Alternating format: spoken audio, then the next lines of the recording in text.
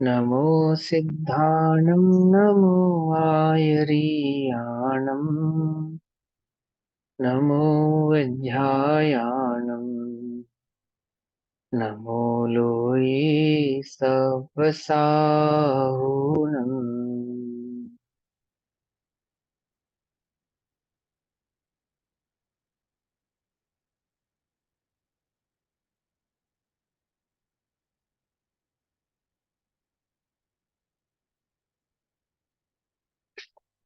हमारी चर्चा का विषय चल रहा है श्री समय सारजी ग्रंथ। और श्री समय सारजी का स्वाध्याय हम सभी आचार्य अमृतचंद्र देव द्वारा रचित आत्म ख्याति टीका के माध्यम से कर रहे हैं। आत्म ख्याति टीका में कर्ता कर्म अधिकार, पेज नंबर 111, 111, पेज नंबर 111, गाथा नंबर 109, 110 और 111, ये तीनों गाथाओं को हम एक साथ पढ़ेंगे 112 तक, गाथा पेज नंबर नंबर 112 तक। 191 है भैया। मेरा हाँ 191 है, 190, 191, 191 है पेज नंबर, ठीक है। चार गाथा एक साथ पढ़ेंगे। तामणपच्चय खलु उच्चौरो भणन्ति बन्धकत्तारो मिच्छतम् अविरमणम् कसाय जोगाया बोधव्वा। सामान्य प्रत्यय, प्रत्यय माने जोड़ना, या प्रत्यय इस यहाँ पे कर्म की अपेक्षा से प्रत्यय शब्द कहा है, कर्म बनने की अपेक्षा से, जोड़ने की अपेक्षा से, आत्मा में कर्मों का जो बंधन होता है, जुड़ान होता है। निश्चय से चौरो चार भड़ंती कहे गए हैं, बंद कत्तारो बंद के कर्ता। चार प्रकार के पत्य प्रत्यय बंद के कर्ता कहे गए हैं निश्चय से। मिथ्यात्व, अविरमण, कसाय, जोग, यह जानना चाहिए। देखो एक बात समझना, मूल में तो चारों एक ही हैं, मूल में तो चारों एक ही है।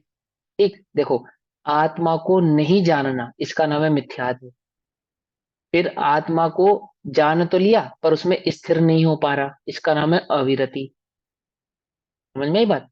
अच्छा, जो ये अविरति, जो स्थिरता नहीं हो पा रही है, स्थिरता नहीं हो पा रही, क्यों नहीं हो पा रही है, उसका नाम है कषाय। पकड़ में आई बात? स्थिरता नहीं हो पा रही, क्यों नहीं हो पा रही है, उसका नाम है कषाय। और योग, योग का मतलब होता है आत्मा के प्रदेश। आत्मा के प्रदेश, उन प्रदेशों में जो परिस्पंदन हो रहा है वो क्यों हो रहा है? स्थिरता नहीं होने के कारण ही परिस्पंदन हो रहा है। स्थिर हो जाओगे तो हिलोगे डुलोगे नहीं। देखा आपने रस्सी पे चलती एक नट, रस्सी पे चलने वाले को देखा है?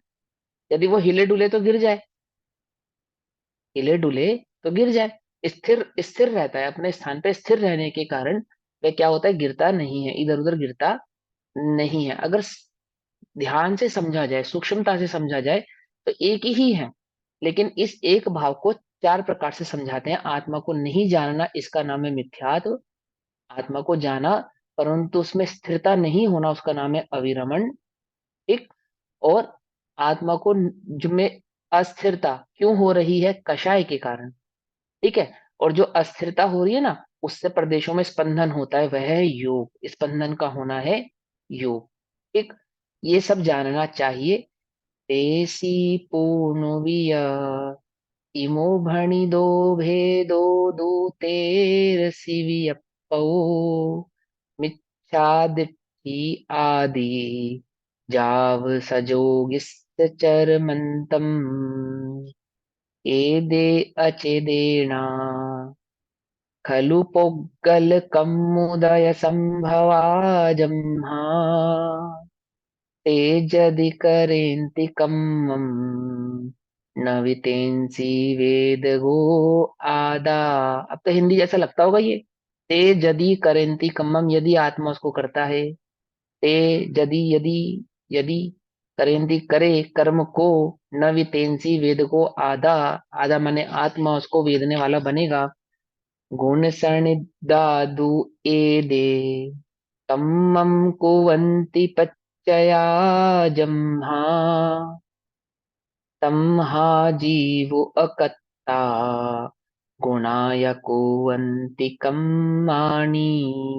कम्माणि यानी कर्म को, है ना।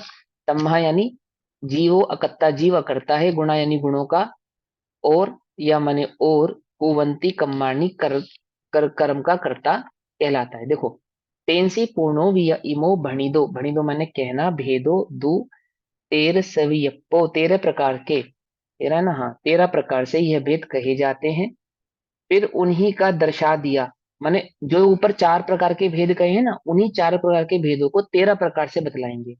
मिथ्या दृष्टि आदि, यानी मिथ्या दृष्टि, कषाय योग अविरमण आदि, जाव सजोग चरमंतम, यानी चरम भेद संयोगी का, ये जो संयोग आदि के आधार से जो 4 भेद कहे हैं, इन्हीं को 13 प्रकार से बतलाएंगे। एदे अचेदेना खलु, एदे इस प्रकार, अचेदेना यानी अचेतन, अचेतन कौन है, पुद्गल द्रव्य, खलु निश्चय से, पुद्गल कम्मुदय संभवा, पुद्गल कर्म के, पुद्गल कम्मुदय संभवा, पुद्गल कर्म के क्या संभव नहीं है, पुद्गल कर्म के उदय से उत्पन्न इसमें अजीब वे जो करे कर्म भले, भोक्ता भी नहीं बीज द्रवा, जम्हा जिस प्रकार, जी इस प्रकार अचेतना यानी जिसके चेतना नहीं है, निश्चय से पौद्गल कर्म का जो स्वभाव है वह, ते यदि करेंती कम, यदि वो कर्म को करेगा, नवितेंसी वेद को आधा, तो फिर क्या कहते हैं, आधा माने आत्मा उसके भाव को वेदन करने वाला कैसे कहलाएगा, कैसे उसको कहेंगे कि यह वेदना करता है। सामान्य प्रत्यय चार निश्चय, बंध के करता कहे, मिथ्यात्व अरु अविरमण यो, कषाय ही जानने, फिर उन्हीं का दर्शा दिया, यह भेद 13 प्रकार का, मिथ्यात्व गुण स्थान आदि, ले जो चरम भेद संयोगी का, उद्गल कर्म के उदय से, उत्पन्न इससे अजीव वे, ये कौन, वे जो 13 प्रकार के संयोग है उनकी बात कर रहे हैं। वे जो करे कर्मो भले, भोक्ता भी नहीं जीव द्रव्य है, गुण परमार्थ से गुण नाम के, प्रत्यय करे इन कर्म को, इससे अकर्ता जीव है, गुण स्थान करते कर्म को, क्या कह रहे हैं कि गुण स्थान आदि ही कर्म को करते हैं, जीव गुण स्थान आदि को करता नहीं है, कर्म आदि को करता नहीं, कैसे करता नहीं है। चत्वारः 4, सामान्य प्रत्यय, सामान्य प्रत्यय, देखो नीचे लिखा है प्रत्यय का अर्थ, कर्म बंध के कारण अर्थात आश्रव, जो कर्म बंध के कारण है या आश्रव है, या जीव को कर्म से जो जोड़ते हैं, जीव को जो कर्म से जोड़ते हैं, जोड़ने वाले कहे। सामान्यतः 4 प्रकार के प्रत्यय खलु निश्चय से, बंध के कर्ता, बंध करता रह, बंध के कर्ता, भणियंते कहे जाते हैं। देखो बंध के 5 कारण आपने पढ़े होंगे, किसमें पढ़े होंगे, तत्वार सूत्र में पढ़े होंगे, बंध के 5 कारण, मिथ्यात, अवृति, कषाय, योग और प्रमाद। तो यहाँ पे प्रमाद और मिथ्यात को एक काउंट किया है, इसलिए यहाँ पे 4 बता रहे हैं। ठीक है, प्रमाद का मतलब भी मिथ्यात होता है और मिथ्यात का मतलब भी प्रमाद होता है, यहाँ अध्यात्म की परिभाषा में। जब आगम में प्रमाद और मिथ्यात्व में भेद होता है, लेकिन अध्यात्म में प्रमाद और मिथ्यात्व एक ही होता है। क्या है आगम में परिभाषा, देखो मूर्छा सह परिग्रह, मूर्छा ही परिग्रह है, मूर्छा माने प्रमाद और मूर्छा माने ही मिथ्यात्व भी होता है। जब मूर्छा सह परिग्रह की हम डेफिनेशन का हिंदी अर्थ करते हैं, तो वहां मूर्छा का अर्थ क्या होता है, मिथ्यात्व होता है। ठीक, और आगम में मिथ्यात्व और प्रमाद, प्रमाद को आलस और मिथ्यात्व को अज्ञान या स्वभाव का ज्ञान नहीं होना, इस प्रकार से डिफाइन करते हैं। यहाँ पे चार कारण कहे तो प्रमाद को मिथ्यात्व के अंदर काउंट कर लिया, ये समझ लेना आप, ठीक। कहे जाते हैं वे मिथ्यात्वम, मिथ्यात्व, अविरमणम, अविरमण, रमण नहीं होना, अविरमण, रमण माने स्थिरता, स्वभाव में स्थिरता नहीं होना, या आत्मा में रमण नहीं होना, या आत्मा में अविरमण, रमण का परिणाम नहीं होना, उसका नाम है अविरमण। रमण तो है परंतु कहाँ है, आत्मा में नहीं है, पर पदार्थ में है, पर संयोगों में है ना। अपना उपयोग आत्मा में रहे इसको कहते हैं स्वयं में रमण, और अपना उपयोग आत्मा में न रहे इसको कहते हैं अविरमण, यानी कि पर में रमण होना। अविरमण तथा कषाय जोगो, कषाय और योग बोधव्य जानना, पुनः अपीच, और फिर तेषाम, उनका, उनका मतलब किनका, इन चारों का, अयम यह, त्रयोदश विकल्प, 13 प्रकार का, वेद भेद तु, भेद कहा गया है, ये जो चार है ना, इन्हीं चारों को 13 प्रकार के भेदों से कहा गया है। मिथ्या दृष्टयादि, मिथ्या दृष्टि गुण स्थान से लेकर, ठीक है, संयोगिना चरमांत यावत, संयोग केवली गुण स्थान के चरम समय पर्यंत का, यानी कौन सा गुण स्थान हो गए, 13वें गुण स्थान के तक के बात को कह दिया यहाँ पे। इन्हीं चार प्रकार की बातों को 13 गुण स्थानों में कहा है। देखो समझना, पहले से चौथा गुण स्थान, पहले से तीसरा जो गुण स्थान है, पहले से जो तीसरा गुण स्थान है वो है मिथ्यात्व का गुण स्थान, पहले से तीसरा। फिर जो चौथा गुण स्थान है वो अविरमण का गुण स्थान है, पकड़ में ही बात। फिर पांचवा से लेकर जो गुण स्थान रहेंगे वो अस्थिरता के गुण स्थान होते हैं, ठीक है ना। अस्थिरता के गुण स्थान होने से उनको कषाय और योगों का गुण स्थान कहा जाता है। कौन से गुण स्थानों को, तो शायद पांचवे प्रमाद से, नहीं कहते भैया? नहीं नहीं नहीं, वो मैंने बोला ना, प्रमाद को यहाँ पे काउंट कर लिया किसमें, मिथ्यात्व में। 5वें अभी से समझा ना 12वें आपको। तक। हाँ, 5वें से 12वें तक, क्या 13वें के अंत तक, 13वें गुण स्थान के प्रकट, सकल चारित्र प्रकट नहीं हुआ जब तक तब तक। देखो मैं बताता हूँ कैसे। जो अनंतानुबंधी कषाय है उसको तो यहाँ पे काउंट किया मिथ्यात्व, ठीक है। चार कषाय होती है, अनंतानुबंधी, प्रत्याख्यान, अप्रत्याख्यान और संजुलन। तो अनंतानुबंधी कषाय को तो काउंट करते हैं मिथ्यात्व, ठीक। अनंतानुबंधी से चली गई, अब कौन सी कषाय जाएगी, अनंतानुबंधी जाने के अविरति, बाद अविरति, अप्रत्यक्षान तो उस अप्रत्याख्यान आवरण। तो 5वें गुण स्थान से लेकर छठे गुण स्थान तक, यानी चौथे से छठे गुण स्थान तक के बीच की जो कषाय है वो कौन सी गुण स्थान कषाय कहलाएगी, अविरति अविरति। कषाय होने। हाँ, वो जो गुण स्थान हो गए 3 गुण स्थान, ये अविरति के गुण स्थान, जब तक छठा प्रकट नहीं हुआ है तब तक के गुण स्थान। ध्यान से समझना, 5वें गुण स्थान को भी अस्थिरता का ही गुण स्थान काउंट कर रहे हैं यहाँ पे, चौथा और अविरमण पांचवा का ही। हाँ, 5वें को भी अविरमण। देखो दो अपेक्षाओं को समझना, इसी अपेक्षा से 5वें को अविरमण नहीं कहते, और छठे की अपेक्षा से, क्योंकि वहां पे चारित्र की पूर्ण माने, वहां पे महाव्रत प्रकट नहीं हुआ है, और तो हर भैया अंतर मुहूर्त में। अविरमण, हाँ, यहाँ पे अविरमण हम चारित्र से ले रहे हैं? चारित्र, हाँ चारित्र, अस्थिरता कहा तो अस्थिरता, चारित्र अस्थिरता की कहा तो, स्थिरता ले रहे हैं ना? हाँ हाँ हाँ, चारित्र की अपेक्षा से चल रहा है अस्थिरता। देखो क्या है कि एक ने आत्मा को जाना, परंतु आत्मा को जानने के बाद आत्मा का जो अनुभव में स्थिरता होनी चाहिए, ठहराव होना चाहिए, वो ठहराव पैदा नहीं किया, आत्मा को जाना और छूट गया। अब छूट गया का मतलब यहाँ पे मिथ्यात्व नहीं है, छूट गया का मतलब यहाँ पे जो कंटिन्यूस अनुभव करने की बात है ना, हर अंतर मुहूर्त में, प्रति अंतर मुहूर्त में जो कंटिन्यूस अनुभव होना चाहिए वो नहीं हो रहा, उसको यहाँ पे अविरति कहा है। अब अविरति कैसे कहा है कि जो आत्मा को तो जाना, आत्मा को तो जाना, परंतु जो उपयोग पराश्रित हो रहा है, वह पराश्रित उपयोग अभी पर से तो पूरी तरीके से छूटा नहीं है, छूट नहीं रहा है, वो उपयोग बार बार बाहर की ओर ही जा रहा है, उसको अविरत कहते हैं, व्रत नहीं होना।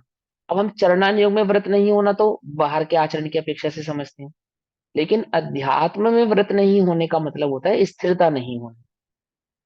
समझ में बात, अध्यात्म में व्रत नहीं होने का मतलब होता है कि जो हमारा राग है उस राग में घटना होना चाहिए, वीतरागता का बढ़ना होना चाहिए, आत्मा की रमणता का बढ़ना होना चाहिए। तो आत्मा की रमणता का जो बढ़ना नहीं हो रहा है, उसको यहाँ पे अविरत भाव कहा है। फिर क्या हुआ, पांचवें गुण स्थान से रमण होना शुरू होता है। पांचवें गुण स्थान से रमण शुरू होता है, तो पांचवें से भी कह सकते हैं, कहीं कहीं पे छठे से भी कहा जाता है। तो कंफ्यूज नहीं होना। कोई ये कहे कि चौथे गुण स्थान में अविरत भाव है और पांचवें गुण उस गुण स्थान में व्रत भाव है, तो ठीक है, कोई दिक्कत नहीं है। और कोई ये कहे कि पांचवें तक अविरत भाव है और छठे में व्रत भाव है, तो भी उसमें कोई बाधा वाली बात नहीं है।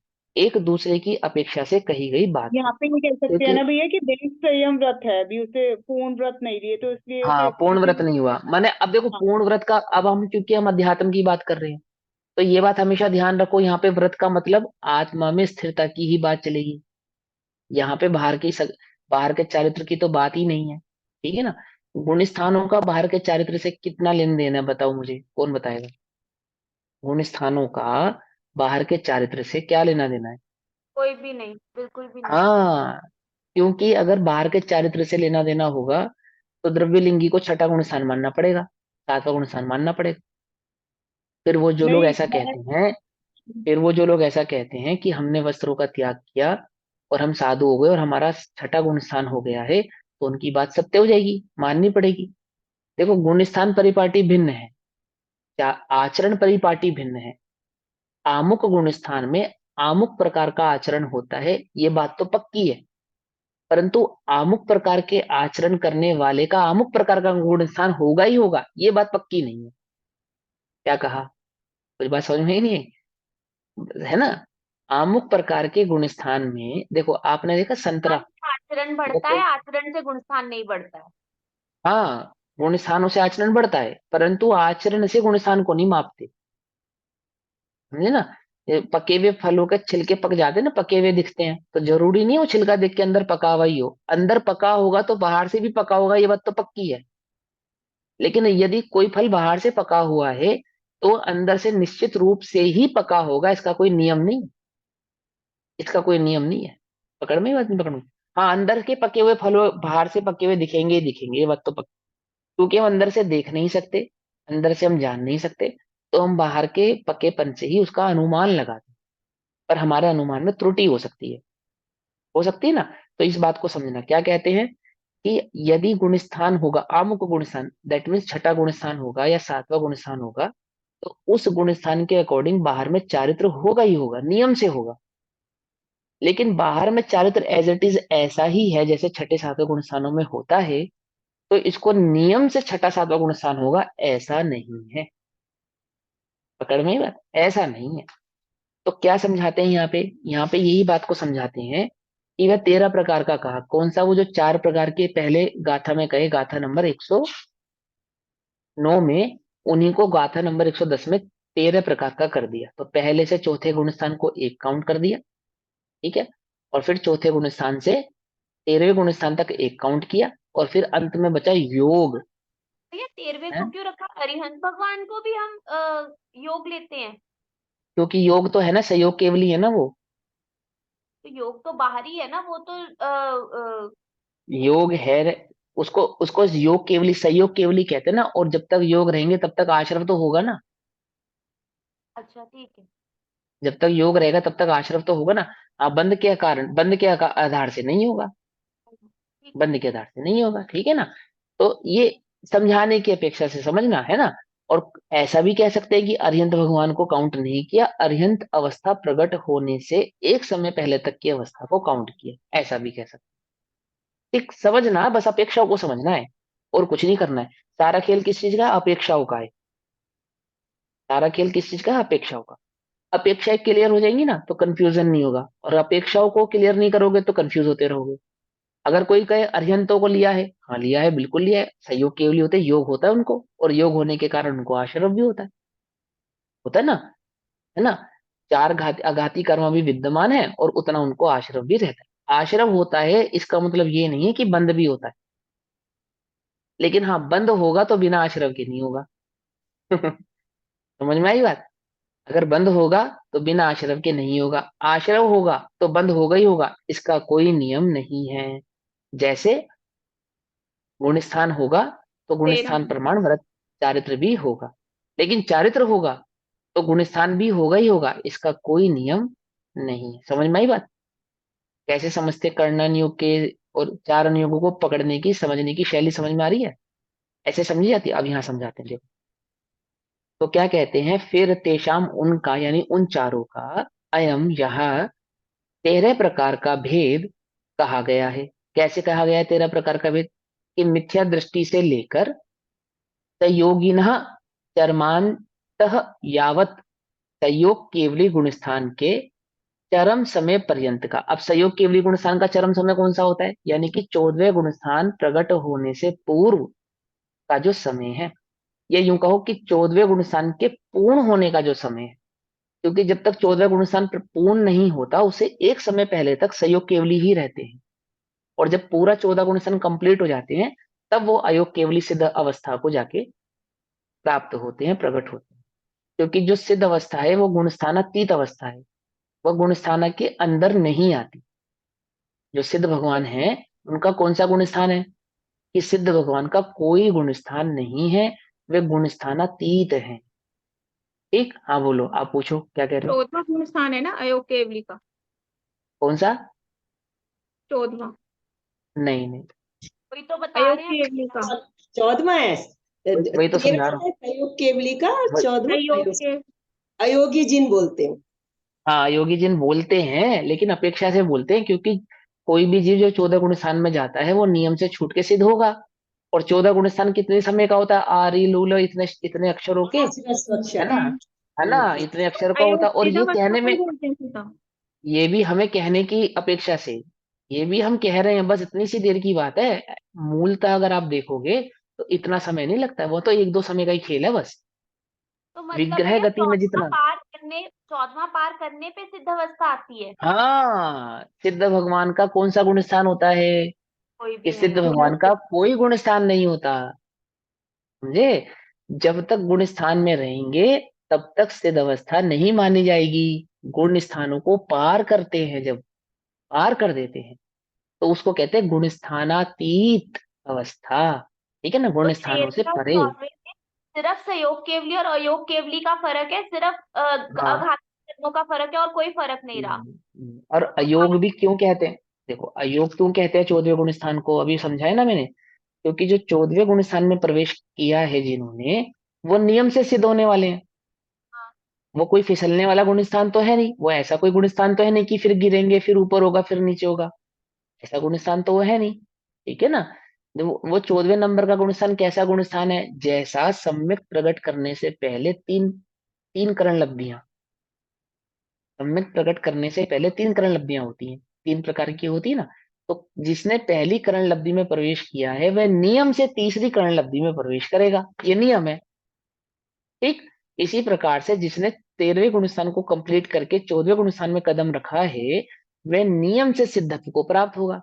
क्योंकि वह नियम से सिद्धत्व को प्राप्त होने वाला है और 14वें गुण स्थान में प्रवेश करने के कारण प्रकट होने वाला है वह सिद्ध सिद्ध दशा। इसलिए उस गुण स्थान का नाम अयोग केवली दशा है। पकड़ में ही बात? क्योंकि उस गुण स्थान में प्रवेश करने वाला जीव अपने योगों का क्या करता है? क्षय कर देता है, क्षय कर देता है। वो योग क्षय करने वाला गुण स्थान है। 13वें गुण स्थान तक योग योग क्षय नहीं होते। जैसे ही योग क्षय करने का समय आता है, जैसे ही, तो कौन सा गुण स्थान प्रकट होता है? 14वां। इसलिए उस गुण स्थान का नाम क्या है? अयोग केवली। अयोग केवली। हाँ, अभी समझ में आई बात? तो वो ये ऐसे समझना इस बात को। अब यहाँ क्या समझा रहे हैं कि स योग केवली गुण स्थान के चरम समय पर्यंत का। अब चरम समय पर्यंत का मतलब सीधी सी बात है कि 14 गुण स्थान को प्रकट होने से एक समय पहले का, उसको कहेंगे चरम समय, उत्कृष्ट समय पर्यंत का। ए तो यह प्रत्यय अथवा गुण स्थान। तो कहां से गुण स्थान हो गए? इन चारों को 13 गुण स्थानों में कन्वर्ट कैसे किया उन्होंने? पहले गुण स्थान से लेकर 13वें गुण स्थान पर्यंत तक इन चार दशाओं को, जिसमें मिथ्यात्व, अविरति, कषाय और योग। संजलन कषाय को कषाय काउंट किया और अरिहंत अवस्था को योग काउंट किया, क्योंकि अरिहंत अवस्था में क्या नहीं होती? संजलन कषाय भी नहीं होती। और अरिहंत अवस्था का कौन सा गुण स्थान है? 13वां गुण स्थान 13वां। अरिहंत अवस्था का। तो 13वां गुण स्थान हो गया योग, ठीक। और 12वें गुण स्थान और छठे से लेकर 12वें गुण स्थान तक का गुण स्थान हो गया कषाय, ठीक।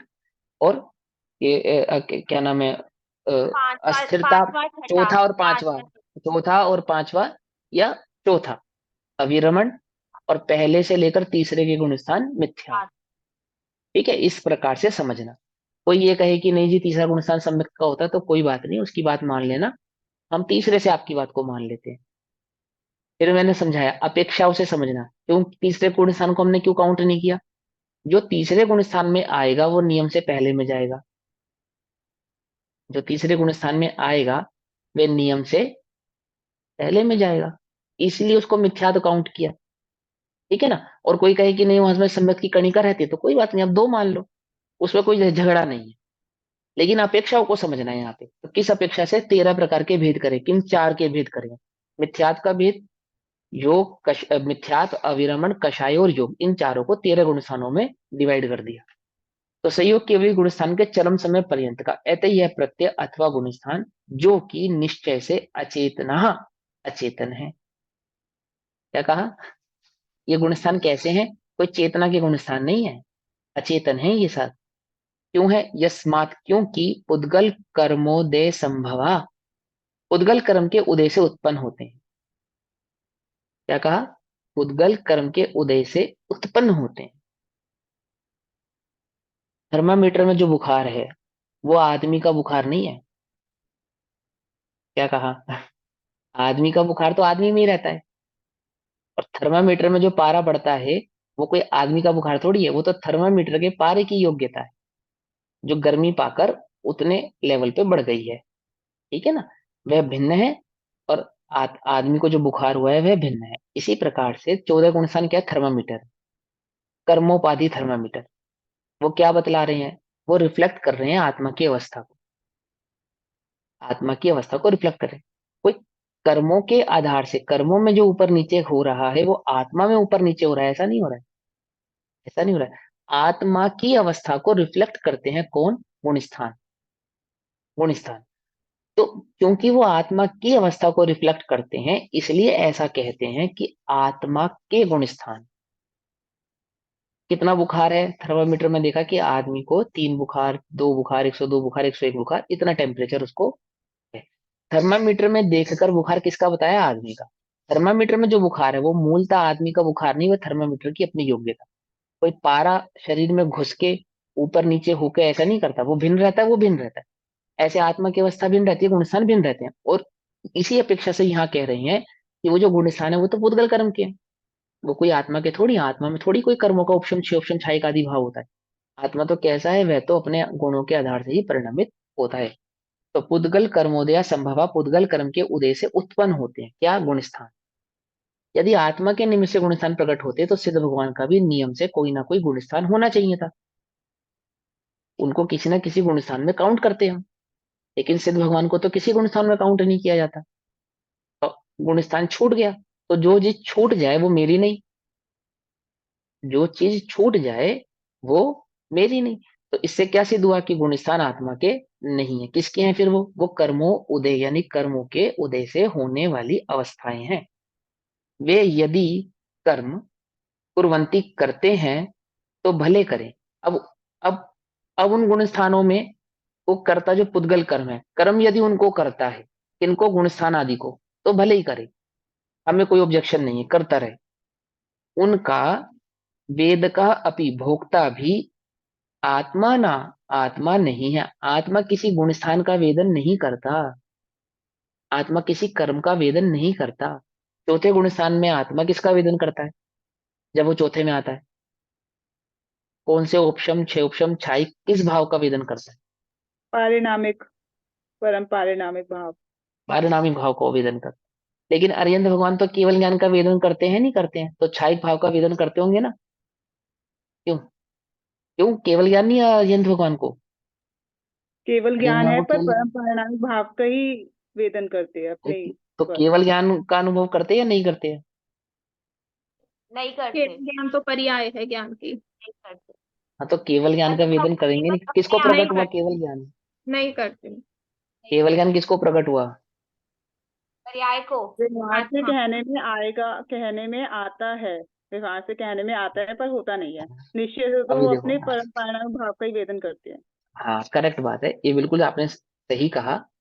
लेकिन अब इसको थोड़ा सा मैं आपको थोड़ा सा डिटेल में समझा देता हूँ कि देखो, ज्ञान गुण में सर्वज्ञत्व नाम की शक्ति, सर्वदर्शी है ना, और ज्ञान और दर्शन है ना, तो सर्वज्ञत्व और सर्वदर्शी ये दो शक्तियों की पूर्णता होती है, यानी कि प्रगटता होती है। तो आत्मा के जितने भी गुण हैं और अनंत गुण है, तो अनंत का ही वेदन करते हैं, तो सर्वज्ञता का भी वेदन करते हैं। लेकिन सर्वज्ञता का वेदन करते हैं इसका मतलब ये नहीं है कि जिसको हम केवल ज्ञान जानते हैं ऐसे क्षायिक भाव के आधार से उसका वेदन करते हैं। वो तो आत्मा की निजी शक्ति है ना, निजी शक्ति है, और वह ज्ञान गुण में समाहित हो गई, यानी वो तो ज्ञान की योग्यता है। केवल ज्ञान ज्ञान की योग्यता है। हम केवल ज्ञान को ज्ञेयों के आधार से समझते हैं, ध्यान से समझना। हमारे लिए केवल ज्ञान क्यों महान है? क्योंकि उसमें लोकालोक झलकता है। तो हमारे लिए केवल ज्ञान की महानता क्या कहाँ से हुई? ज्ञेयों से हुई। ठीक है ना, हमें क्यों महिमा है केवल ज्ञान की? ज्ञेयों के कारण, जो उसमें झलक रहा है उसके कारण। और भगवान को केवल ज्ञान की महिमा किस अपेक्षा से है? कि ज्ञान सामान्य, केवल ज्ञान, मात्र ज्ञान की महिमा होने से वे केवल ज्ञान का अनुभव करते हैं। उसमें कोई बात ही नहीं है। ज्ञेयों की महिमा तो है ही नहीं। ज्ञेयों की महिमा तो चौथे गुण स्थान में छूट गई। क्या कहा? ज्ञेयों की महिमा तो चौथे गुण स्थान में छूट गई। पकड़ में ही बात नहीं? पकड़ में? यदि ज्ञेयों की महिमा करे तो बोलो चौथा गुण स्थान हुए या न हुए? नहीं हो सकता। ज्ञेयों की महिमा करने वाले को तो पहला गुण स्थान है। ठीक। तो हम जब कहें कि केवल ज्ञान का अनुभव कर रहे नहीं कर रहे, तो हम क्यों कंफ्यूज होते हैं? क्योंकि हम केवल ज्ञान को ज्ञेयों से नापते हैं, जबकि भगवान केवल ज्ञान को ज्ञेयों के आधार से नहीं, ज्ञान चैतन्य के आधार से अनुभवते हैं। तो बातें पकड़े? अब तीसरी बात समझेंगे। क्योंकि केवल ज्ञान आत्मा का पारिणामिक गुण ऐसा नहीं है, किस अपेक्षा से? क्षायिक भाव की अपेक्षा से कह रही है। एक होता है ज्ञान और एक होता है ज्ञान की योग्यता। क्या कहा? एक होता है ज्ञान और एक होता है ज्ञान की योग्यता। ठीक। तो ज्ञान की योग्यता अलग बात है और ज्ञान अलग बात। क्या कहा है? कंफ्यूज नहीं होना भैया, मैं थोड़ा सा कोशिश कर रहा हूँ अपनी बात कन्वे करने की। ज्ञान की योग्यता तो कैसी है? कि केवल ज्ञान प्रकट कर ले। और ज्ञान ज्ञान कैसा है? कि मात्र जानना मेरा काम, मात्र जानना मेरा काम। तो जो बल है वो किसका है? कि ज्ञान में जानने का बल है, कितना जानने का बल नहीं है। क्या कहा? ज्ञान में जानने का बल है, कितना जानने का बल नहीं है। ठीक है ना। माँ के लिए उसका पुत्र पुत्र है, तो कौन सा पुत्र उसके लिए पुत्र है? जो बहुत सुंदर हो, बहुत नामचीन हो, डॉक्टर हो, पैसे वाला हो, पढ़ा लिखा हो, आदि आदि, वो उसके लिए मात्र पुत्र है। या बस जो उसका पुत्र है वह उसके लिए पुत्र है, चाहे वो अनपढ़ हो, गवार हो, कुरूप हो, कैसा भी हो। समझे? माँ और पुत्र के बीच का संबंध। ऐसे ही आत्मा और ज्ञान के बीच का संबंध। तो एक है ज्ञान की योग्यता, योग्यता का अनुभव नहीं करते, योग्यता का वेदन नहीं करते, ज्ञान स्वभाव का वेदन करते हैं।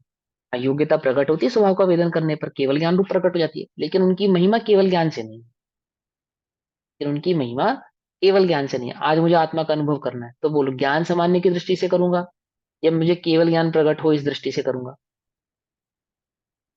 ठीक है ना। वो केवल ज्ञान भगवान के किस काम का है?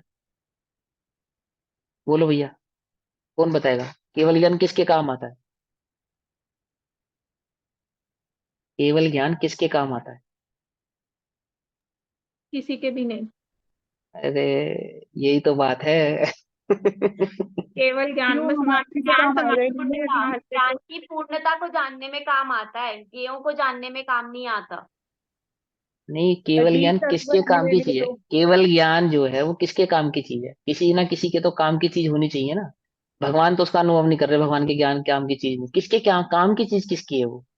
कि जब उनके मिथ्या ज्ञान दृष्टि की जीव चीज को, है तो हम मिथ्या संपूर्ण दृष्टि विश्व का जीव को, ज्ञान मिथ्या दृष्टि जीव को समझाने वस्तु के लिए। स्वभाव समझाना जाता है ना, जो वस्तु स्वभाव का ज्ञान कराया जाता है, दर्शन कराया जाता है, उसके काम आता है वो केवल ज्ञान। क्या हमें ये, हम कहाँ से पढ़ रहे हैं? भगवान आचार्य देव ने क्या कहा, क्या बोला शुरू करने से पहले? अवयव अवयव अवयव केवली भगवान विवेकानुसार। के माध्यम से प्राप्त, परंपरा से प्राप्त। कि भगवान ने जैसा जाना, उन्होंने बताया, फिर गणधरों के पास आया, गणधरों से आचार्यों के पास आया, उनकी परंपरा से हमारे पास आया। किसके काम आया? जिन्होंने केवल ज्ञान प्रकट नहीं किया है, जिनको जिनको अभी आत्मा का अनुभव नहीं हुआ है, उनके काम की चीज है ये। केवल के काम की चीज नहीं है। होती है उनके पास, पर उनके काम की, हमारे काम की चीज है, ये हमारे लिए है। समझे? ये तो केवल ज्ञान हमारे ऊपर उपकार कर रहा है, और किस पे उपकार कर रहा है बोलो? केवली को क्या आवश्यकता है केवल ज्ञान की? है उनके पास, पर क्या आवश्यकता है बोलो? समुद्र को जल की क्या आवश्यकता है? जो स्वयं ही जलमय है, उसे जल की क्या आवश्यकता है? उसके किसी काम का नहीं है, और कितना जल दे में उसे। ठीक है, जो स्वयं ही जल स्वरूप है, जल स्वरूप। और जो जल स्वरूप नहीं है, प्यासे को पानी की आवश्यकता है। मोहि सुन सुन आवे हासी, पानी में मीन क्यों प्यासी। सुना है? पानी में रहती है फिर भी प्यासी है। तो क्यों है वो प्यासी? कि या तो वह भूल गई है, क्या भूल गई है? कि मैं स्वयं पानी में ही हूँ, और प्यास बुझाने में पानी ही काम आता है। ऐसे मैं अपने ज्ञान स्वभाव को भूल गया हूँ। ये ज्ञान स्वभाव का दर्शन मुझे कौन कराएगा? केवल ज्ञान के माध्यम से। केवल ज्ञान मुझे मेरे ज्ञान स्वरूप का दर्शन कराने के लिए ही प्रकट हुआ है। किनको? केवलियों को। ठीक है ना? दिव्य ध्वनि कब फिरती है? भगवान दीक्षा लेते हैं, जब तक राज्य में रहते हैं, सारी शिक्षा देते हैं, सारे ज्ञान कराते हैं ना, अति मसीह कृषि आदि सब बताते हैं। लेकिन दीक्षा लेते ही मौन हो जाते हैं। दीक्षा लेते हैं और मौन हो जाते हैं। कब तक मौन रहते हैं? जब तक केवल ज्ञान तब तक प्रकट नहीं होता, केवल तब ज्ञान तक मौन प्रकट रहते नहीं हैं। होता। फिर दिव्य ध्वनि खिलती है। किसके लिए खिलती है? उन्हें तो मोक्ष मार्ग मिल चुका है। सामान्य जीवों के लिए। हाँ, उन्हें तो मिल चुका, वो तो प्रकट कर चुके। जिस चीज के लिए निकले थे वो तो उनको प्राप्त हो गई। अब किसके लिए खिल रही है वो दिव्य ध्वनि? कि जिन्हें वो मोक्ष, वो मार्ग नहीं मिला है। भवी भागन वच जोगे वशा। सुना? नहीं सुना है? भवी भागन वच जोगे, भव्य जीवों के भाग्य से जिन ध्वनि, दिव्य ध्वनि खिलती है। पकड़ वही बात। तो किसके काम की हुई वो चीज? जिन्हें मार्ग नहीं मिला है, उन्हें मार्ग प्रकट होवे, प्रशस्त होवे, उनके लिए खिलती है। तो वो किसका अनुभव करते हैं? ज्ञान सामान्य का अनुभव करते हैं।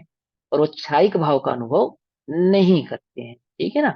आत्मा का वेदन करते हैं। तो यही बात यहाँ पे कहते हैं, उनका कर्मों का भोक्ता भी आत्मा नहीं है, यस्मात्, क्योंकि यह गुण संगीता तु, गुण नामक प्रत्या प्रत्यय कर्म कुर्वन्ति करते हैं। गुण नामक प्रत्यय यानी कि कर्म, कर्म करते हैं।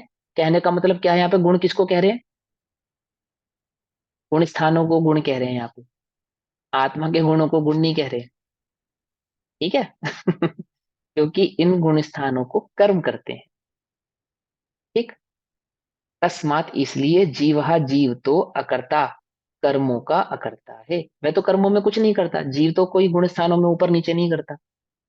पकड़ में ही बात। यदि जीव कर गुण स्थानों में ऊपर नीचे कर सके, तो सातवें से ही नीचे क्यों गिरे? क्यों गिरे? और जो काम एक अंतर मुहूर्त में होना है, उसको होने में 6-6 वर्ष, 2-2 वर्ष, 3-3 वर्ष क्यों लगाए? तुरंत कर ले। क्यों? मुनिराज तो कर सकते हैं ना, अपनी मर्जी से गुण स्थान प्रकट कर सकते, नहीं कर सकते? अपनी मर्जी से गुण स्थान नहीं प्रकट कर सकते। क्यों नहीं कर सकते अपनी मर्जी से गुण स्थान प्रकट? क्योंकि वे कर्मों में कुछ नहीं कर सकते। क्योंकि कोई भी जीव परद्रव्य में कुछ नहीं कर सकता। यही बात। ठीक। अच्छा, ज्ञानी को गुण स्थानों से राग है या नहीं है? एक ज्ञानी को किसी से भी राग नहीं है। एक बात तो वीतराग भाव, दूसरी बात उसे गुण स्थानों की अपेक्षा नहीं है। उन्हें गुण स्थानों की अपेक्षा नहीं। मुझे आत्मा की स्थिरता नहीं है, इस बात का तो दुख हो सकता है, पर मुझे आमुख गुण स्थान नहीं है, इस बात का कोई दुख ज्ञानी के वर्तता नहीं। ठीक है? ऐसा चिंतन तो हो सकता है कि कब धन्य सु अवसर पाऊं, जब छठा गुण स्थान पाऊं। कब धन्य सु अवसर पाऊं, जब निज में ही रम जाऊं। ये तो हो सकता है। तो मुझे छठा गुण स्थान हो गया, मुझे सातवां गुण स्थान हो गया, आदि आदि हो गया। अभी हमें क्या चिंता है? हमें कौन सा गुण स्थान चाहिए? चौथा। कम से कम चौथा तो चाहिए। इससे नीचे तो बात बनेगी नहीं। कि भाई, मरने से पहले चौथा तो प्रकट कर ही लें। हमारा चौथा होवे उससे पहले हमें चौथा प्रकट हो जावे। क्यों भाई? भाई, हमारे चौथे से पहले हमें चौथा प्रकट हो जावे। ऐसा ही है ना? वो ज्ञानी की ऐसी दृष्टि नहीं है। ठीक। तो क्या कहते हैं? गुण नामक, गुण नामक यानी वो गुण स्थान की अपेक्षा से कहा, गुण नामक प्रत्यय, प्रत्यय यानी कर्म को कुर्वन्ति करते हैं, ऐसा नहीं है। इसलिए जीव तो अकर्ता, कर्मों का अकर्ता है। और गुणा गुण ही कर्माणि, कर्मों को कुर्वन्ति करते हैं। ठीक है, यानी गुण स्थान ही कर्मों को करते हैं, कर्म ही गुण स्थानों को करता है। आत्मा गुण स्थानों को भी नहीं करता और आत्मा कर्म को भी नहीं करता। टीका पढ़ें। वास्तव में अर्थ क्या है? स्वभाव से देखा जाए तो, वास्तव में, वस्तु को स्वरूप से समझा जाए तो, निश्चय से देखा जाए, स्वभाव से समझने को, पुद्गल कर्म का पुद्गल द्रव्य ही एक करता है। पुद्गल का कर्म है तो उसका कर्ता भी पुद्गल ही होगा। क्यों? क्योंकि पुद्गल और पुद्गल कर्म के बीच में कौन सा संबंध है? व्याप्य व्याप्ति व्यापक व्यापक। संबंध होने का कारण। ठीक, तो वह उसका कर्ता है। उसके विशेष, अब विशेष का मतलब क्या है यहाँ पे? आगे मत पढ़ो, इधर बताओ, कौन बताएगा? विशेष माने भेद भेद। भेद भेद। हाँ, विशेष का अर्थ होता है भेद, सामान्य का अर्थ होता है अभेद। ठीक है, पहले भी समझाया था आपको। ठीक, उसके विशेष, किसके विशेष चल रहे हैं यहाँ पे? पुद्गल के विशेष, पुद्गल के विशेष, आत्मा के विशेष नहीं। आत्मा मिथ्या दृष्टि है या कर्म मिथ्या दृष्टि है? बोलो भैया, मिथ्या दृष्टि है? बोलो, आत्मा मिथ्या दृष्टि है या कर्म मिथ्या दृष्टि है? हम्म, घबराओ नहीं भैया, शादवाद शैली में उत्तर दो। वो तो है, आत्मा को मिथ्या दृष्टि कहते हैं, हाँ बिल्कुल कहते हैं, कर्म की कर्म अपेक्षा से कहते हैं। कर्म को क्या स्वभाव की अपेक्षा। अपेक्षा से तो, स्वभाव की अपेक्षा से आत्मा मिथ्या दृष्टि होता नहीं है, ये हो ही नहीं कंफ्यूज सकता। कर रहे थे, ऐसे क्वेश्चन पूछ के ना आंसर्स नहीं दिए जाते। कंफ्यूज नहीं कर रहे हैं हम आपको, हम तो जगा रहे हैं आपको, जगा रहे हैं। कंफ्यूज नहीं कर रहे। विशेष, विशेष किसके? पुद्गल के विशेष चल रहे हैं, है ना?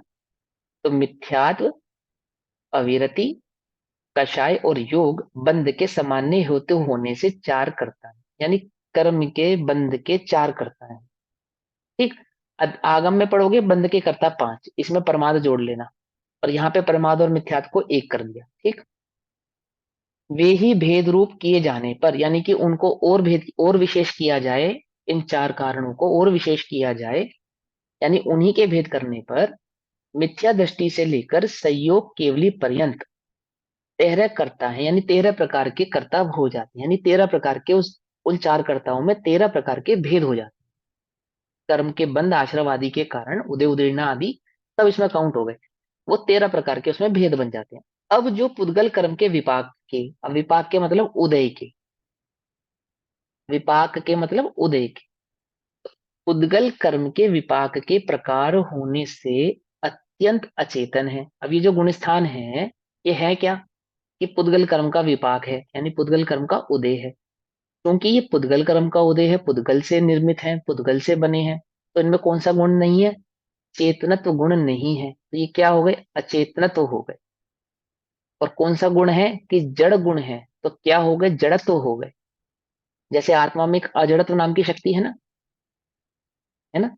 ऐसे ही पुद्गल में जड़त्व नाम की शक्ति है। और जैसे आत्मा में चेतनत्व नाम की एक शक्ति है, ऐसे ही पुद्गल में अचेतनत्व नाम की एक शक्ति है। समझे? आत्मा में चेतनत्व शक्ति भी है और अजड़त्व शक्ति भी है, और पुद्गल में अचेतनत्व शक्ति भी है और जड़त्व शक्ति भी है। तो हम अचेतनत्व ऐसा भी नहीं, कहेंगे ठीक है। और जड़त्व आपने ऐसा बोला भी था कहेंगे। पहले, हम्म, आत्मा को भी अचेतनत्व शक्ति भी कहते हैं ना, आत्मा में चेतनत्व शक्ति भी और अचेतनत्व शक्ति भी है, हाँ, आपने पहले धर्म, ऐसे ही बताया धर्म, ये शक्ति नहीं है, धर्म है। धर्म है। हाँ। गुण, हाँ, गुण, आत्मा गुण तीन प्रकार के होते हैं, गुण तीन प्रकार के होते हैं। एक स्वभाव रूप, एक शक्ति रूप, और एक धर्म रूप। जब हम चेतनत्व और अचेतनत्व कहेंगे तो वो धर्म में चले जाएंगे। जोड़े से होते हैं ना धर्म, क्योंकि जोड़े से, तो आत्मा में चेतनत्व और अचेतनत्व नाम का धर्म है। चेतनत्व नाम की शक्ति है, अजड़त्व नाम की शक्ति है, और चेतनत्व और अचेतनत्व नाम का धर्म है। ठीक, समझ में कोई कंफ्यूजन तो नहीं है ना? कैसे है चेतनत्व और अचेतनत्व? कि चेतना गुण की अपेक्षा से चेतनत्व, और अन्य सभी गुणों की अपेक्षा से अचेतनत्व। क्योंकि चेतनत्व गुण तो एक ही रहेगा ना, बाकी गुण तो चेतन नहीं रहेंगे, चेतनत्व हो जाएगा। दो धर्म एक समय एक ही साथ आत्मा में रहते हैं, ऐसा। हाँ, कुछ पूछ रहे शायद सरोजा आंटी जी? ज्ञान दर्शन के व्यापार को चेतना कहते हैं, है हाँ, ना? ज्ञान दर्शन के व्यापार को चेतना। जो अचेतनत्व कहा है वो ज्ञान दर्शन के अलावा अन्य गुणों के अपेक्षा से हाँ, कहा। अपेक्षा से कहा, हाँ जी, हाँ जी। ज्ञान दर्शन के अलावा जो अन्य गुण हैं उनको अचेतनत्व कहा जाता है। ठीक। प्रमाण क्या है इसका? क्या है प्रमाण? कहाँ से मिलेगा? अलाप पद्धति में इसका प्रमाण मिलेगा। ठीक। प्रवचन सार जी में भी मिलेगा, और शायद द्रव्य संग्रह में भी प्राप्त हो सकता है। ये दो में तो पक्का मिलेगा ही मिलेगा। तीसरा द्रव्य संग्रह में भी हो सकता है। हाँ, अब सुनो। तो क्या कहते हैं कि उन्हीं चार के भेद करने पर मिथ्या दृष्टि से लेकर संयोग केवली पर्यंत 13 करता है, यानी कि एक पहले गुण स्थान से लेकर 13 गुण स्थान तक के 13 करता है। अब जो पुद्गल कर्म के विपाक के प्रकार होने से अत्यंत अचेतन है, क्योंकि ये पुद्गल कर्म के उदय हैं इसलिए अचेतन है, पुद्गल से बने हैं। ऐसे 13 कर्ता ही केवल व्यापे व्यापक भाव से यदि कुछ भी पुद्गल कर्म को करे तो भले करे, यानी कि वे कर्म का उदय पहला गुण स्थान करे, चाहे 14 गुण स्थान करे, चाहे 13 गुण स्थान करे, करे तो करे, करे तो करे। इसमें जीव का क्या आया? ये बताओ आप हमें, जीव का क्या आया उसमें? कुछ भी नहीं आया। क्या समझा रहे हैं? क्या समझाना चाह रहे हैं आचार्य हमको? हमें आचार्य समझा रहे हैं कि पुद्गल कर्म का कर्ता कौन है। जब आत्मा उसको नहीं करता तो उसको कर्ता कौन है? वो कह रहे हैं कि भैया पुद्गल का कर्ता पुद्गल ही करता। है, समझे, और कोई नहीं है। पुद्गल कर्ता ही पद पुद्गल से को परिणम, करता है। हाँ, पुद्गल कर्ता ही पद पुद्गल से को करता है। हाँ, परिणम पुद करता हुआ जो परिणाम है। सही है। तो हाँ, यहाँ क्या पर परिणाम है? व्यापे व्यापक भाव से। जिनमें व्यापे व्यापक भाव होता है उनमें परिणाम पारिणामिक भाव भी होता है। परिणाम परिणामिक भाव भी होता है क्योंकि व्यापे व्यापक होने से, और वही परिणाम परिणामिक भाव को ही कर्ता कर्म भाव भी कहते हैं। ठीक है ना? तो यहाँ पे क्या कहते हैं कि पुद्गल में, यानी कि इसमें जीव क्या आया, जीव का क्या आया? कुछ भी नहीं आया। यहाँ यह तर्क है कि पुद्गल में मिथ्यात्व आदि को भोगता हुआ जीव स्वयं ही मिथ्या दृष्टि होकर पुद्गल कर्म को करता है। अभी कोई ऐसा तर्क दे सकता है? अब ये सिद्ध करेंगे कि ऐसा नहीं है। ये तो क्वेश्चन है। क्या कह रहे हैं कि पुद्गल में मिथ्यात्व आदि को भोगता हुआ, यानी कर्म के उदय को अपना मानता हुआ, कर्म के उदय को भोगता हुआ जीव स्वयं ही मिथ्या दृष्टि होकर उस पुद्गल कर्म को करता है। ये तर्क है, सिद्धांत नहीं है। अभी समझाएंगे सिद्धांत आपको। क्या कहते हैं? इसका समाधान यह है कि, क्या समाधान है? ऐसा नहीं है जो आप कह रहे हो, पुद्गल कर्म को करता है क्योंकि उसका अनुभव करता है, ऐसा नहीं। जिस समय वह पुद्गल कर्म का कर्ता प्रतिभाषित हो रहा है ना, उस समय भी वह पुद्गल कर्म का करता नहीं, अपने मिथ्यात्व का तो करता है, अज्ञान का तो करता है, परंतु पुद्गल का करता नहीं है। ये बात समझाएंगे आज। यह तर्क वास्तव में क्या है? अविवेक है। अविवेक है, यानी कि अज्ञान है। और अज्ञान है, अगर इसको और अच्छी भाषा में कहें ना, तो मिथ्यात्व है। ये तर्क मिथ्यात्व है। समझे? ऐसी मान्यता मिथ्यात्व की मान्यता है कि कोई ऐसा कहे क्योंकि मैं पुद्गल का अनुभव करता हूं इसलिए मैं पुद्गल का करता हूं। बोले नहीं, अविवेक है ये, ऐसा नहीं है। तो कैसा है? क्योंकि भावे भावक भाव का अभाव होने से, आई बात समझ में? अभी समझाया था ना। पारिणामिक परिणाम नहीं है, कर्ता कर्म नहीं है, व्यापे व्यापक नहीं है। तो भाव्य भावक, भाव्य माने परिणमाना, और भावक माने परिणमान, परिणम करने वाला, परिणमाने वाला। कठपुतली और कठपुतली को नचाने वाला। तो कठपुतली का नाच तो हो गया भावक, और कठपुतली को नचाने वाला हो गया भाव। ठीक। तो भाव्य भावक भाव का अभाव होने से, यानी एक परिणमाने वाला और दूसरे का परिणमन होने वाला, ऐसा अभाव होने से आत्मा निश्चय से, निश्चय से मतलब स्वभाव से उद्गल द्रव्य में मिथ्यात्व आदि का भोगता भी नहीं है। क्या कहा? भोगता भी नहीं है। भोगता भी नहीं है मतलब उसका जो आपको लग रहा है ना कि पुद्गल का अनुभव कर रहा है, अनुभव तो वह ज्ञान का ही कर रहा है। मालूम नहीं है उसे कि मैं ज्ञान का कर रहा हूं, इसको कहते हैं अज्ञान। इसको कहते हैं पुद्गल का अनुभव करना। क्या कहा? नहीं समझे? देखो, जब आप रस्सी को सांप देख रहे हो, तो आप सांप देख रहे हो या रस्सी देख रहे हो? कि जिसे सांप नजर आ रही है वह भले ही कहे कि मैं सांप को देख रहा हूं, परंतु ज्ञानी तो ऐसा नहीं कहते। वे तो यही कहेंगे, अरे भैया तू सांप नहीं रस्सी को ही देख रहा है। जिससे तू भयभीत हो रहा था वह रस्सी थी, है। और जिससे तू भयभीत अभी हो रहा है वह भी रस्सी है। और कुछ समय पहले ये रस्सी क्या थी कि रस्सी ही थी। मैं किसे देख रहा था कि रस्सी को ही देख रहा था। और मैं भयभीत किससे हो रहा था कि सांप से हो रहा था। हाँ, रस्सी से ही भयभीत हो रहा था। अनुभव किसका कर रहा था, सांप का या रस्सी का? अनुभव कर रहा था, मैं देख रहा था कि तेरे को दृष्टि भ्रम हो गया था। तो जिसको सांप कह रहा था वो तो रस्सी थी, सांप थोड़ी था। बात समझ में नहीं? तुम्हें ऐसा लगता है कि हम पुद्गल का अनुभव करते हैं, वास्तव में तो तुम पुद्गल का अनुभव नहीं करते। वास्तव में तो तुम ज्ञान का ही अनुभव करते हो। अरे आबाल तभी गोपाल, अज्ञानी हो चाहे ज्ञानी हो। आबाल माने अज्ञानी, गोपाल माने ज्ञानी।